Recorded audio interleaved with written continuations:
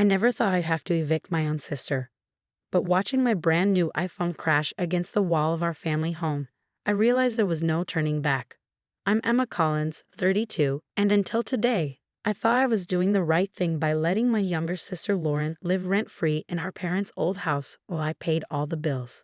The house where we grew up, a modest 3-bedroom colonial in the suburbs of Boston, had been our parents' pride and joy.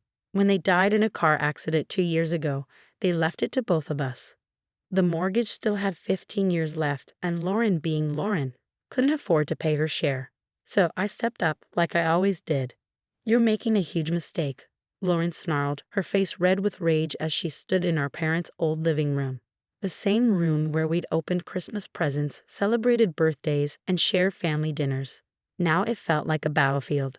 I remained calm, smoothing down my charcoal gray business suit, the one I bought to celebrate making partner at my law firm last month. "The mistake was letting you live here for 2 years without contributing a single penny. I'm your sister." Lauren's voice cracked. At 29, she still acted like the temperamental teenager she'd been when our parents were alive. "This is my home too." "Was your home," I corrected her, pulling another copy of the eviction notice from my briefcase. "Until you stopped opening my messages about property taxes and utility bills. Until you started hosting parties that got the neighbors complaining. Until you let your boyfriend and his 3 friends move in without even asking me." Lauren's boyfriend, Jake, chose that moment to emerge from upstairs, where he'd probably been sleeping off last night's party, the latest in a string of loud gatherings that had prompted calls from the neighborhood association. "What's going on?" he asked, scratching his tattooed chest, still shirtless at 2 p.m.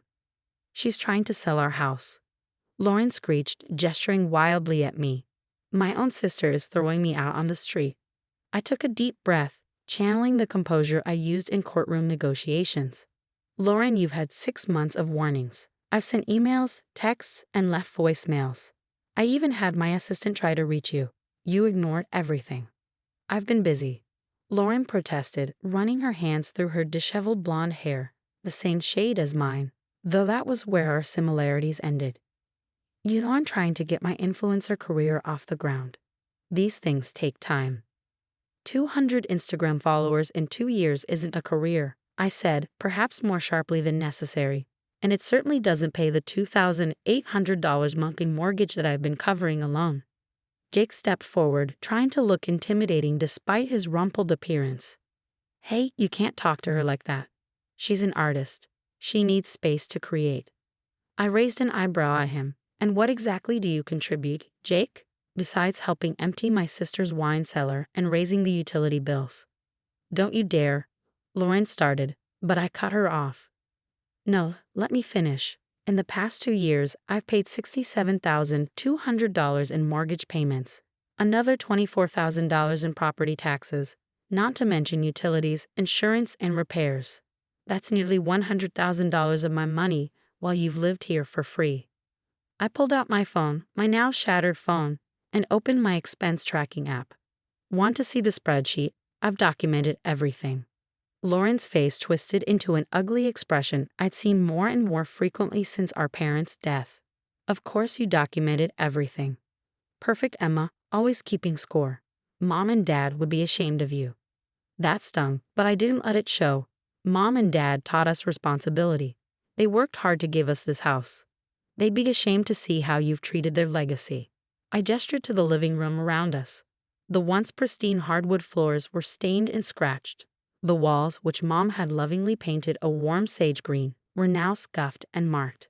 Empty bottles and pizza boxes littered every surface, and a suspicious smoky smell hung in the air, one that definitely wasn't from cooking. "I'm not just selling the house because of the money," I continued.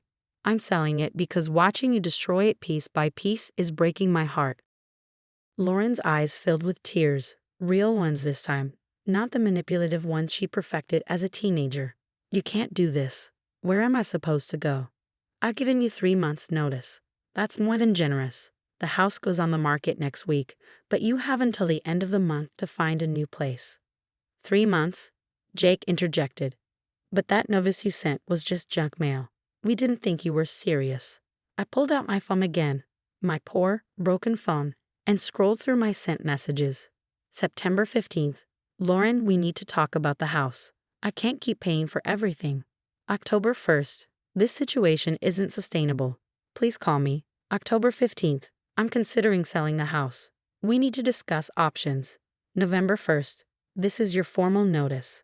The house will be listed for sale in January. Lauren slumped onto the couch, dislodging a pile of takeout containers. But I thought you were just trying to scare me. You always take care of everything. You're the responsible one.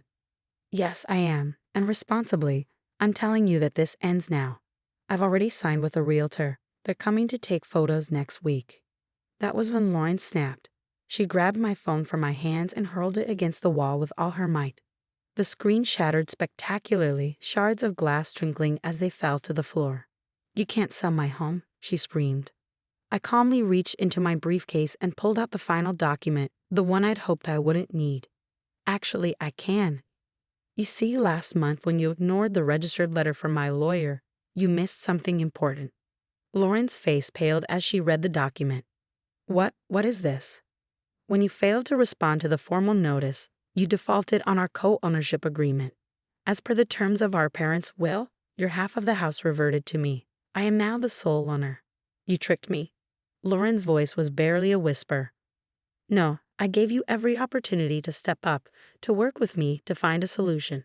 You chose to ignore reality just like you always do. I gathered my belongings, carefully stepping around the broken glass of my phone. The realtor will be here Monday at 10 a.m. I suggest you start packing. As I walked toward the door, Lauren called out, her voice breaking. Amy, please. You're my big sister. You can't do this to me.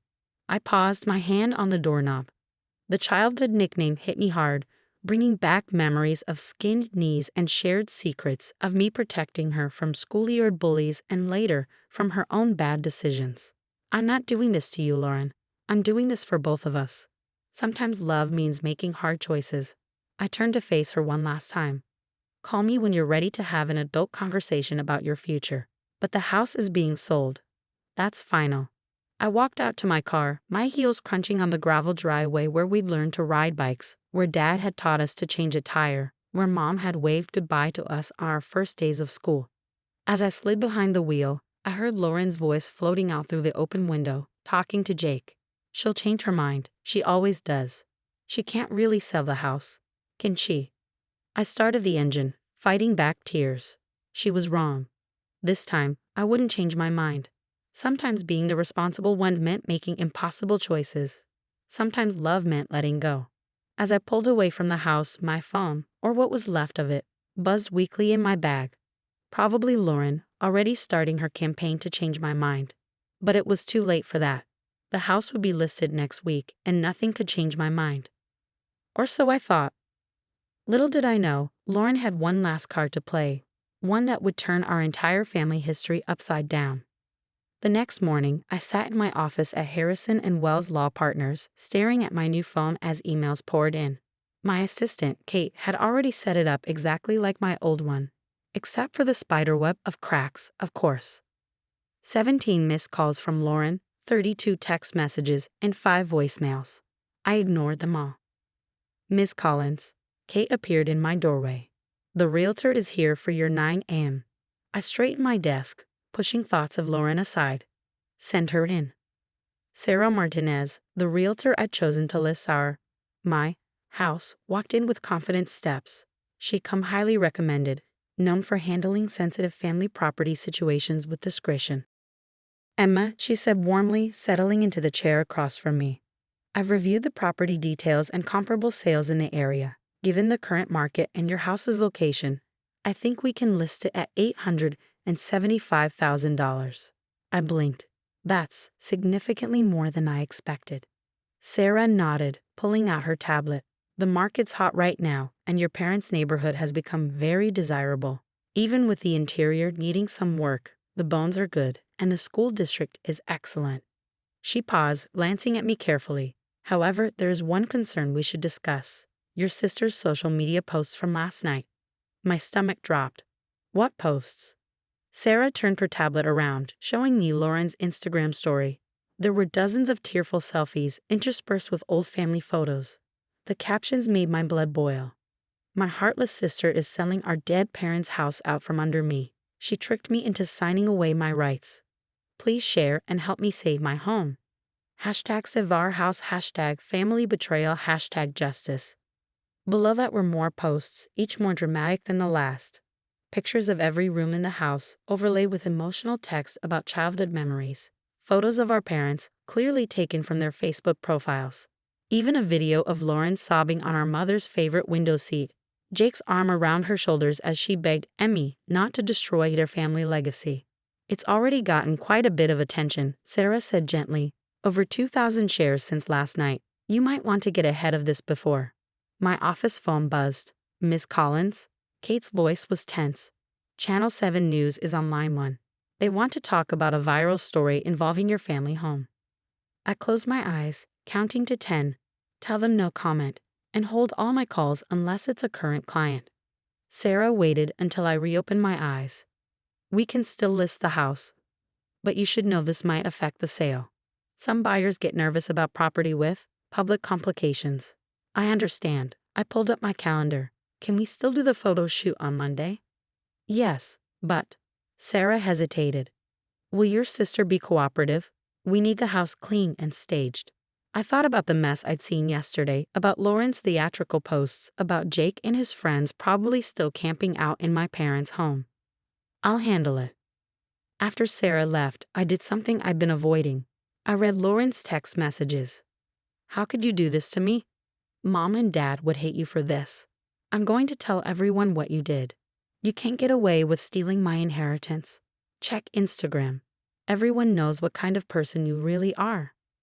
The last message, sent just an hour ago, made my heart stop. Found some interesting papers in Dad's old office. Better call me before I share those too. Dad's office. The one room I hadn't been able to bring myself to clean out after the accident. The room where he kept all his important documents, family records, and private papers. I called Lauren immediately. She answered on the first ring. Oh, so now you want to talk? Her voice was smug. What did you find? Meet me at the house in an hour. Come alone, or these papers go public too. I should have gone straight to court, filed for an emergency injunction to stop whatever she was planning. That would have been the lawyer thing to do. Instead, I did the sister thing. I got in my car and drove. The house looked worse in daylight. Empty cars filled the driveway, presumably belonging to Jake's friends, and music thumped from inside despite it being barely noon. Lauren answered my knock wearing our mother's old silk robe, a detail that felt like a deliberate emotional manipulation. Where is it? I demanded, following her inside. Not even a hello. Lauren led me to Dad's office. The room was a mess, drawers pulled open, papers scattered everywhere. My heart ached seeing Dad's space violated like this. Lauren perched on his desk, holding a manila envelope. You know what this is? If you've damaged Dad's papers. These aren't Dad's papers. She pulled out a stack of documents. These are from the bank. About the mortgage. I frowned. I handled the mortgage. What are you talking about? Really? Because according to these, the mortgage was paid off 3 years ago, before Mom and Dad died. That couldn't be right. I've been paying $2,800 every month since their death. I'd seen the mortgage statements. Lauren handed me the papers. See for yourself. Dad paid off the house with his retirement fund, which means those mortgage payments you've been making. She smiled nastily. Where exactly has that money been going? My hands shook as I read.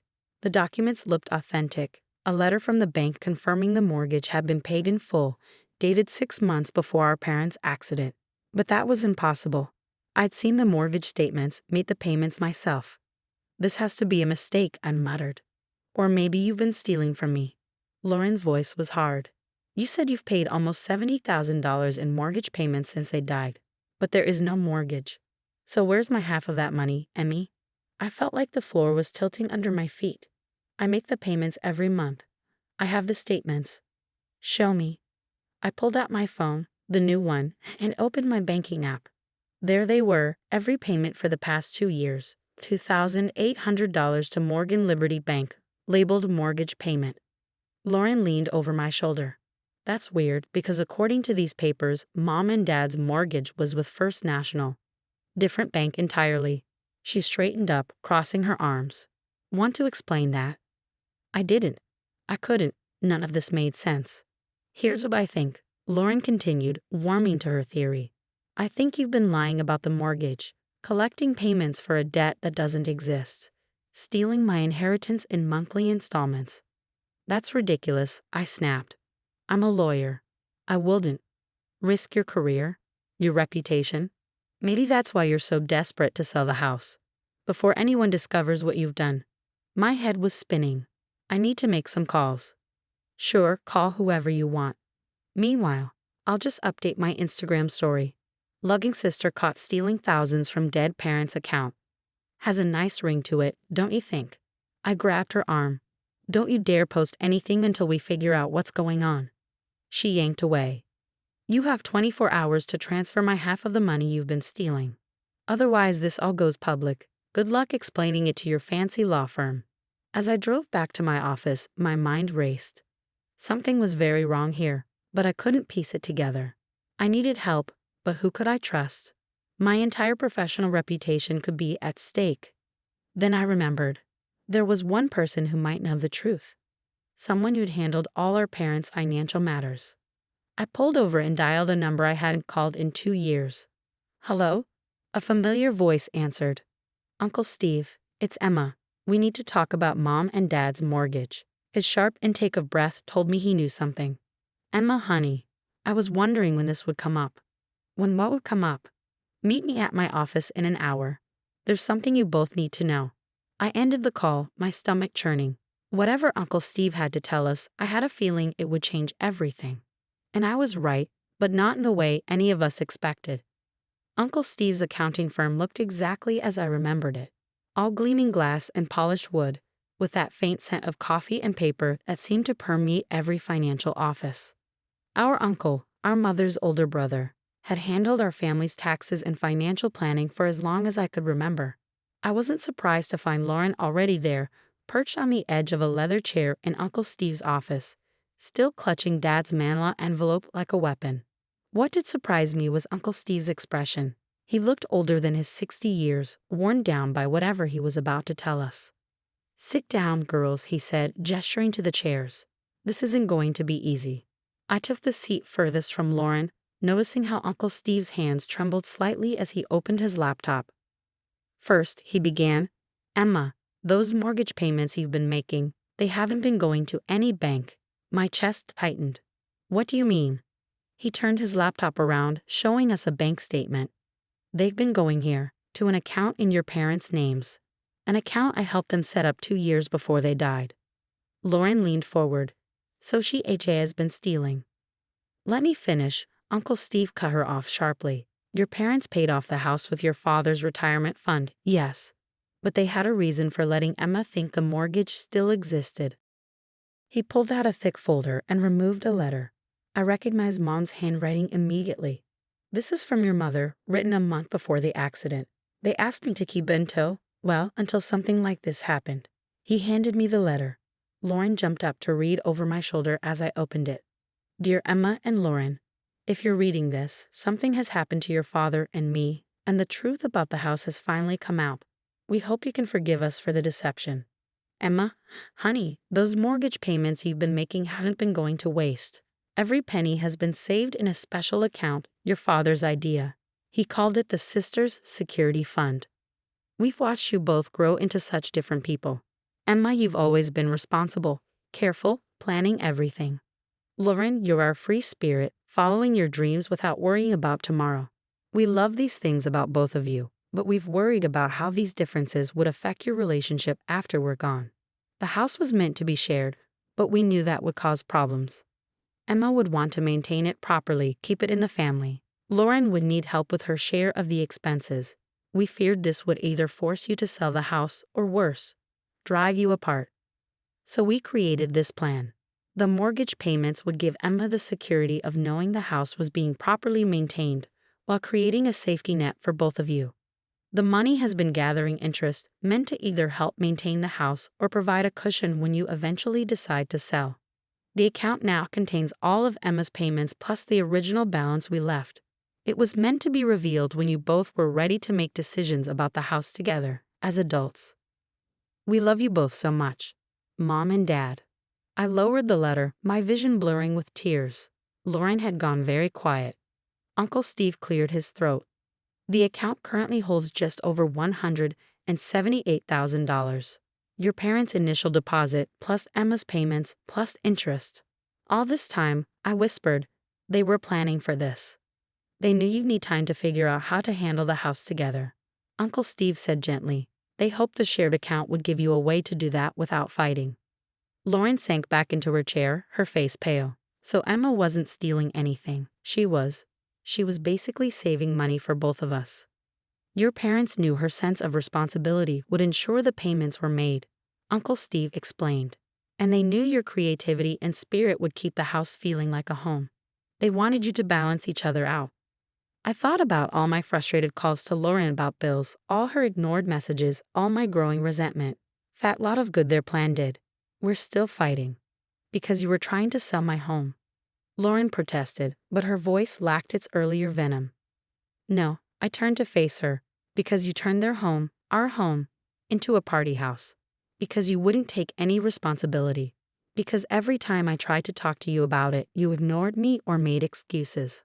Lauren's lower lip trembled. I miss them so much, Emmy. Being in that house. It's all I have left of them. I know I've been irresponsible, but the thought of losing it. She broke down, tears streaming down her face. For the first time in months, maybe years, I really looked at my sister. Past the dramatic posts and defensive attitude, I saw what I'd been missing. She was scared. Lost, just like I was, but showing it in a completely different way. The house isn't all you have left, I said softly. You have me. You've always had me. But Lauren, we can't go on like this. Uncle Steve cleared his throat. There is one more thing. He pulled another document from his folder. Your mother added a condition to the account. The money can only be accessed if both of you agree on how to use it. Lauren wiped her eyes. What do you mean? You either need to agree to sell the house and split everything equally, or agree on a plan to keep it and maintain it together. But it has to be a joint decision. I almost laughed. Even from beyond the grave, our parents were trying to make us work together. So what do we do now? Lauren asked, looking at me with red-rimmed eyes. I took a deep breath. First, you need to take down those Instagram posts. All of them. She nodded, already pulling out her phone. Then maybe we talk. Really talk. About the house, about our parents, about everything. And Jake, she asked quietly. Jake and his friends need to move out. Today. She was silent for a long moment, then nodded again. They've been taking advantage anyway. I see that now. Uncle Steve smiled, looking relieved. Your parents would be proud to see you both finally having this conversation. As we left his office, Lauren touched my arm. Emmy, I'm sorry about your phone. You're buying me a new one, I said firmly, but found myself smiling. And Lauren, I'm sorry too. I should have tried harder to understand what the house meant to you. We had a long way to go. The house still needed work, boundaries needed to be set, and years of bad habits needed to change. But standing there with my sister, I felt something I hadn't felt since our parents died. Hope. Then Lauren's phone buzzed. She looked at it, her face going white. Emma, we have another problem. A bigger one. Lauren handed me her phone, hands shaking. On the screen was a text from Jake. If you're kicking me out, everyone's gonna see what I found in your dad's computer. Better have $50,000 in cash by tonight. What's on Dad's computer? I asked, my lawyer instincts kicking in. I don't know. Lauren's voice cracked. Jake said he found some old files when he was borrowing Dad's laptop to play games. Something about the family business. He showed me a screenshot, but I didn't understand it. The family business. Dad's hardware store, which he'd sold 2 years before the accident. The sale had allowed him to pay off the house. Did he say what kind of files? Financial records, I think, he said. He said they looked interesting enough that your law firm wouldn't want them public. My blood ran cold. Dad had handled his own books for years before the sale.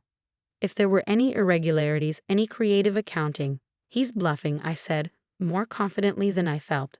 He's just trying to squeeze money out of us now that his free ride is ending. Lauren twisted her hands together. But what if he's not? What if he found something that could hurt you? Your career? I looked at my sister, really looked at her. A month ago, I would have assumed she was part of Jake's scheme. Now I saw genuine fear in her eyes. Fear for me. Call him, I said.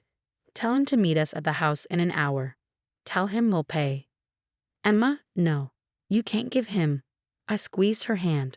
Trust me. For once in your life, just trust your big sister. Exactly 1 hour later, Jake swaggered into our parents' living room, looking smug. He'd at least put on a shirt this time. Ladies, he drawled, dropping onto the couch. Got my money. Show us what you found first, I said calmly. He pulled out Dad's old laptop, the one that had sat untouched in his office for 2 years. Lots of interesting spreadsheets on here.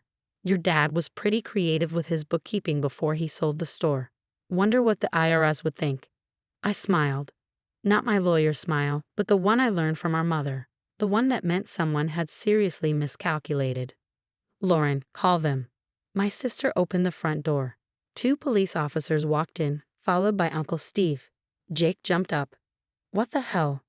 Jake Matthews, the first officer said, you're under arrest for attempted extortion and unauthorized access of private financial records. You can't. Jake started. Actually, we can. I interrupted. See, that laptop? It's evidence. Those files. They've been certified by a forensic accountant. That's my uncle here, as completely legitimate. Dad's books were clean, but your attempt to extort money from us? That's very, very dirty. The second officer began reading Jake his rights while the first one cuffed him. Lauren, baby, Jake pleaded, don't let them do this. My sister stood straighter than I'd seen her stand in years. Get him out of here. After the police left with Jake, Lauren collapsed into my arms, sobbing. I'm so sorry, Emmy. I'm so sorry for everything. I held her close, remembering all the times I comforted her when we were kids. I know, me too. Uncle Steve cleared his throat. Girls? What do you want to do about the house? Lauren pulled back, wiping her eyes. I think Mom and Dad were right. We need to make this decision together. I looked around the living room. Despite the mess Jake and his friends had left, I could still see the home beneath. The marks on the doorframe where Mom had measured our heights. The window seat where Dad had read us stories. The wall where Lauren had practiced her photography, taking endless pictures of our family. What if, I said slowly, we use the money from the account to fix the place up? Really restore it? Lauren's eyes lit up. You mean, keep it? On 2 conditions. First, we set up a proper rental agreement. You pay what you can afford, I cover the rest. But everything is documented. She nodded eagerly. And second? You go back to school. Finish your degree. Mom and Dad always wanted that for you. I'd need help with tuition. Good thing we have this emergency fund they set up for us. Lauren hugged me again, tighter this time. I won't let you down. Not again. Later that evening, after we'd ordered pizza and started making plans for the house's renovation, Lauren looked at me seriously. You know what this means, right? What? You have to help me repaint. And knowing you, you'll want to color code the whole house. I threw a pizza crust at her, both of us laughing like we hadn't laughed in years. Mom and Dad had been right. We balanced each other out, my responsibility, her creativity. We just needed to remember we were sisters first, before anything else. As for the house, it's still in the family. Lauren's finishing her photography degree and some of her work is actually getting noticed. She pays her rent on time now, and I've learned to relax a little about the small stuff. Sometimes the best investments aren't the ones you make in property, but the ones you make in family, even if they occasionally smash your phone.